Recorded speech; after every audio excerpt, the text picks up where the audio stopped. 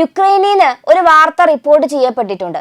Ukraine ഭരണകൂടത്തിന്റെ ആസ്ഥാന മന്ദിരത്തിന് Russian drone ആക്രമണത്തിൽ നാശനഷ്ടം സംഭവിച്ചു, തീ പിടിച്ചു എന്നൊക്കെയാണ് ആ വാർത്തകൾ. റഷ്യയുടെ ഭാഗത്തു നിന്നും ഇത്തരമൊരു നീക്കം അല്ലെങ്കിൽ ഇത്തരമൊരു പ്രതികരണം ആദ്യമായിട്ടാണെന്നാണ് യുക്രൈൻ പ്രധാനമന്ത്രി പോലും സ്ഥിരീകരിച്ചിട്ടുള്ളത്.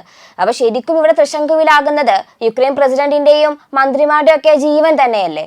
2 വർഷത്തിനിടയിൽ ഇത് ആദ്യമായിട്ടാണ് റഷ്യയുടെ ഭാഗത്തു നിന്ന് ഇത്തരത്തിലൊരു ആക്രമണം ഉണ്ടായിട്ടുള്ളത്.